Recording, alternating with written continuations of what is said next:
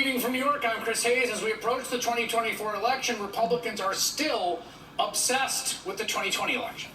Donald Trump's big lie of a stolen election has become the ideological tentpole of today's Republican Party, which is why, just this afternoon, Speaker of the House Mike Johnson made the pilgrimage down to Mar-a-Lago to hold a so-called election integrity summit with the ex-president.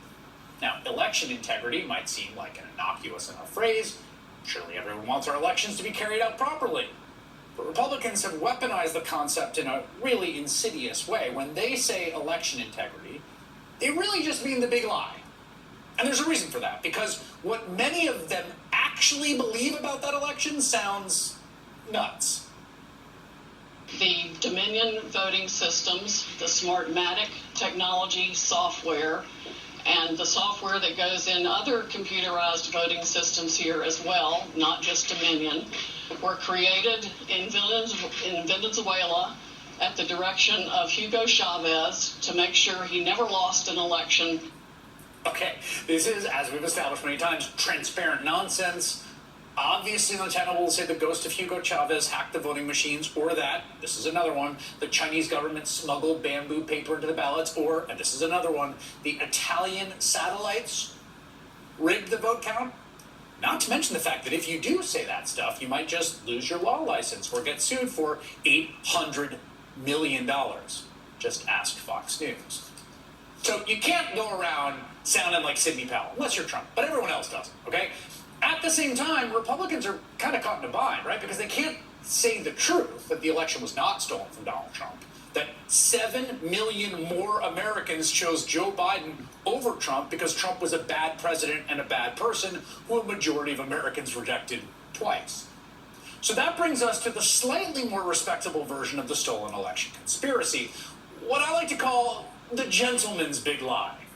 You're probably familiar with it. We've been hearing it since the last election. A word about Pennsylvania, which is a state that I have been focused on, objected to, as an example of why people are concerned, millions of Americans concerned about our election integrity. Last year, Pennsylvania elected officials passed a whole new law that allows universal mail-in balloting, and did it irregardless of what the Pennsylvania Constitution said. This election was not stolen. Do you accept that fact? Well, what I would say is that the debate over whether or not there was fraud should occur. There were several states in which the law was changed by the Secretary of State and not the state legislature. To me, those are clearly unconstitutional. Okay, so that was the version of the sort of gentleman's big lie. In fact, that was part of the amicus brief, part of the lawsuits signed onto by members of the Senate, right? Instead of saying, you know, the Sidney Powell line, the Venezuelan socialists are haunting the voting machines, they put forward a more respectable lie. This idea that some states loosening some rules to make it safer for people to vote during a, let's remember, once-in-a-century pandemic is tantamount to the election being stolen. These so-called concerns about the integrity of our elections are just a more polite means of whining about non-existent widespread voter fraud. And to be clear, it's all bad faith lies. Take that clip I played a moment ago from Republican Senator Josh Hawley, Missouri, which I believe that is on the evening of January 6th. I think they're back in the building maybe, or right around then, right? He's talking about why he objected. It's right around then. I remember Mitt Romney's death glare. Now, what Hawley neglected to mention was that it was the Republican Pennsylvania legislator that voted to loosen restrictions on mail-in voting, and in fact, they did it before the pandemic in 2019, not in 2020, as he said. What's more, the Pennsylvania State Supreme Court unanimously upheld the 2020 election under that law. But Josh Hawley from Missouri didn't like it. The fact that these so-called concerns about the election laws, the changes, totally fall apart under even the smallest amount of scrutiny has not prevented them from becoming the respectable party line. I think there were lots of problems with 2020. He won the election. Pardon? But ultimately, he won the election, but there were lots of problems with the 2020 election, 100%. And that's fair. But I don't think he won it fair. I don't. I'm not going to say that. I'm not here to litigate 2020. I'm running in 2024. I'm running for the U.S. Senate. But I do say we have to get confidence back in our election system. Is your confidence back? Look, is there concerns? Yes, of course. But you know, again, I don't want to spend my time talking about 2020. I'm talking about 2024. When they changed the rules for COVID, I think that was wrong. I think some of those changes were unconstitutional. I don't think it was the perfect election. I remember after a lot of the media was saying this is the most secure election in history. How could it be the most secure with those millions of mail ballots going out? At the same time, at the time after the election, they were talking about Maduro stealing votes on the voting machines or whatever, and none of those theories proved to be true. Wait, what? Okay. Again, we could play lots more of that. John Paulson, the big hedge fund guy who's a Trump supporter, basically said the same line this week. So here's what happened again, because everyone seems to have a memory hole of this period that we all lived through. There was a once-in-a-century pandemic, killed about 1 million people, in which people could not gather without risking mass contagion of a serious respiratory virus. And so states pivoted to allow people to vote by mail or to vote in other fashions, like dropping off ballots in sealed boxes that would allow them to securely vote and also to not risk infection. And every attempt to challenge the results of that election was thrown out of court. Every audit showed that there was zero systemic widespread fraud. There was not any systemic fraud. There is zero evidence that measures designed to allow folks to vote safely did anything but allow folks to vote safely. Probably allowed more folks to vote. So then what's the problem exactly? The concerns that, well, the thing the Republicans are really mad about is that too many people voted against Donald Trump.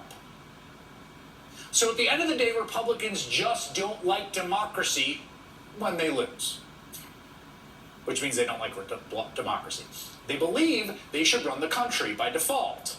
They believe the votes of their opponents are suspect, that they shouldn't count. They just don't trust that those people are there, but they are. So that is why, just like Kevin McCarthy before him, Mike Johnson went down to Florida to kiss Trump's ring to him. The speaker is required to go around, fly around the country and be with all of our candidates and incumbents all around. I've been to 23 states now in the last several weeks, and everywhere we go, one of the first questions that people ask about is this issue of election integrity. Well, I wonder why that is, Mike. Could it be that you've been beating them over the head with this lie for 4 years in this hermetically sealed little bubble you've created? So yes, it's all just a way to launder the big lie and January 6th into something slightly more palatable. In reality, it is still the big lie all the way down.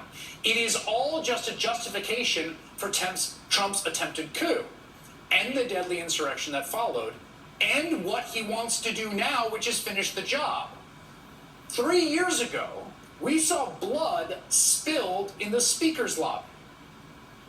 Now, not only is the sitting Speaker of the House defending those armed insurrectionists, saying they need to be protected from prosecution, he is also defending the lies that sent them to the Capitol in the first place. Michael Fanone is a former Washington, D.C. Metropolitan Police officer who was brutally attacked while defending the Capitol on January 6th. He's now a council member for Courage for America, a nonprofit fighting extremism in our government. He's currently touring the country promoting democracy in communities across America. Michael Fanone joins me now. Michael, it's good to see you. Likewise. Thanks for having me on. There was a possibility in a moment, I think, after January 6th, as the sheer horror of it set in, that you could imagine a world in which 4 years later, there would just be consensus that that was horrible and that the election wasn't stolen and that the people that lied about that need to be sort of run out of American life. And instead today we have the Speaker of the House going down to Mar-a-Lago to do some kind of, slightly more palatable version of the same lies that sent those people there to the Capitol on that day. And I wonder what your reaction to that is. Yeah, no, I think like a lot of Americans, the irony is not lost on me that Speaker Mike Johnson and Donald Trump giving a press conference on election integrity. No two people in this country have done more to undermine integrity in our election process than they have. Yes. And so it's laughable. I want to ask about